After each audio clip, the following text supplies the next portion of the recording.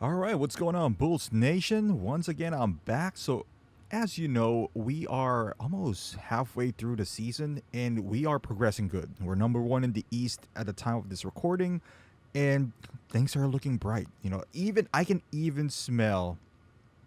It's too premature to say that, but I have a good feeling about this season. We might make it, to the Eastern Conference Finals or whatever. Even maybe win the chip.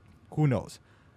However, one hurdle that I always mention about is a big man. We do have a big man situation where we can get away with it for most teams, but come playoff time, I'm scared of two teams, which is the Bucks and the 76ers. They both have a big man that arguably we could not stop. Not that anyone can stop them, but at least we can make it a bit harder for them. Our defense has been pretty good throughout the year, and one glaring weakness is, the man in the middle, or maybe a power forward. You can argue with both. In the power forward section, though, we could move around and help each other out. However, we've been getting killed in the offensive glass. That has been our weakness. Vooch is doing a great job on pulling out boards, but he can't do it by himself, right? So either we get help from the power forward position or a backup center. Now let's address the first one. The power forward. Today's NBA, you can get away with a 6'9", 6'8", power forward, even 6'7", like Patrick Williams. You can get away with that for the most part. Some teams you can't, but for me, the biggest weakness is rim protection.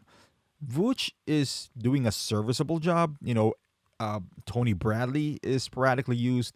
Hey, we even used DJ as a center, and for a small ball, it works. He has the length and athleticism, but again, come playoff time when we start, seeing those heavy big guys, I doubt he can even not even contain or make it hard for them. They're just gonna run him over. I feel like now you see in the thumbnails, I got these two options that are pretty cheap, that it won't cost us a whole lot, because we all know if we go after somebody like Christian Wood or Jeremy Grant, Harrison Barnes, that's going to cost us at least Kobe White. And not that I don't want to get rid of Kobe White, but I feel like if we can plug it in, those kind of holes early in the season, and we can see before the trade deadline, if we even need to swing those guys, maybe we can get away with some, low cost maintenance here.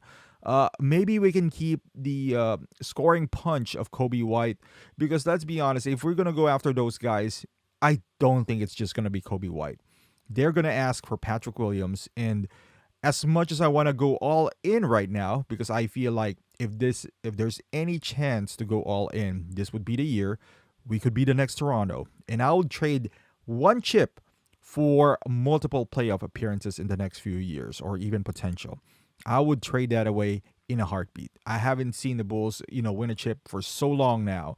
What, 98 is our last, championship, which is eternity. So definitely would trade that out. However, again, I would like to try this out first, and I want to try it soon, because if it doesn't work, you want to be able to swing something on the trade deadline, maybe a big move or so. So this small moves would, I guess, prove if we can be, just buyers in the buyout market, or we really need a young guy, a versatile young big that could help us perhaps, swing the tide of the pendulum here. Okay, so first one is DeMarcus Cousins. He was just released by Milwaukee Bucks. He proved to be pretty decent with the Bucks. He still has the scoring punch. Uh, Obviously, he would be in the second unit. I would say less minutes for Tony Bradley.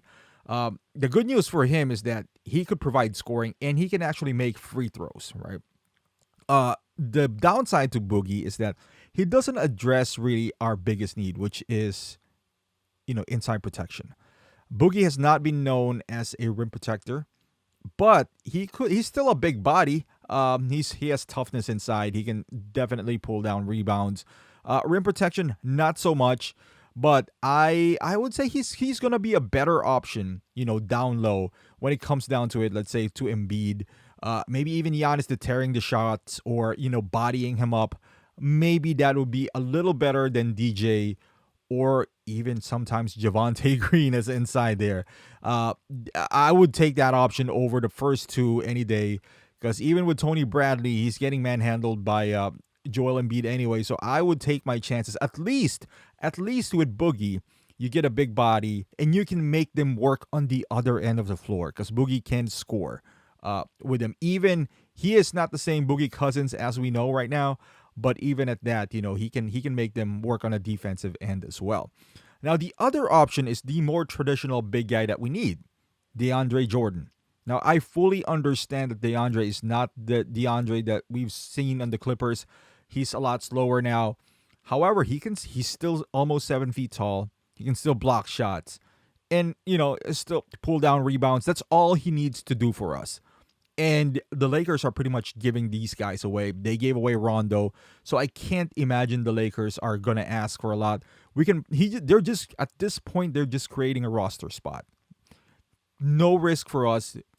Cousins is a free agent right now. We can right off right off the sign him out. We don't need to maybe we need to release a player.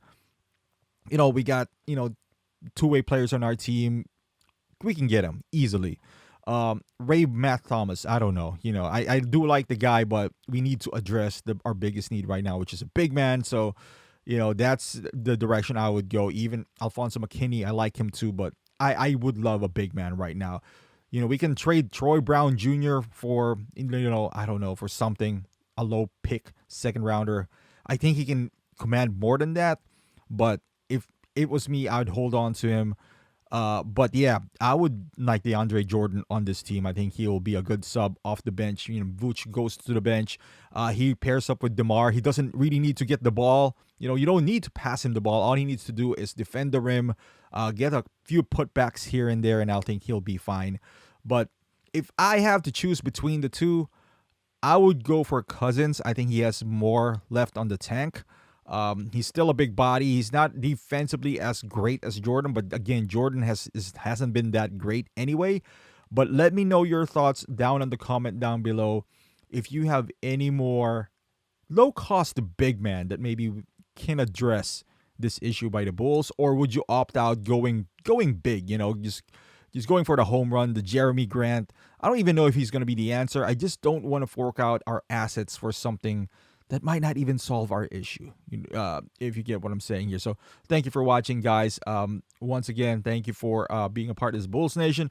We're all in it together, guys, and it's getting good. So thank you for watching, and I'll see you guys in the next video.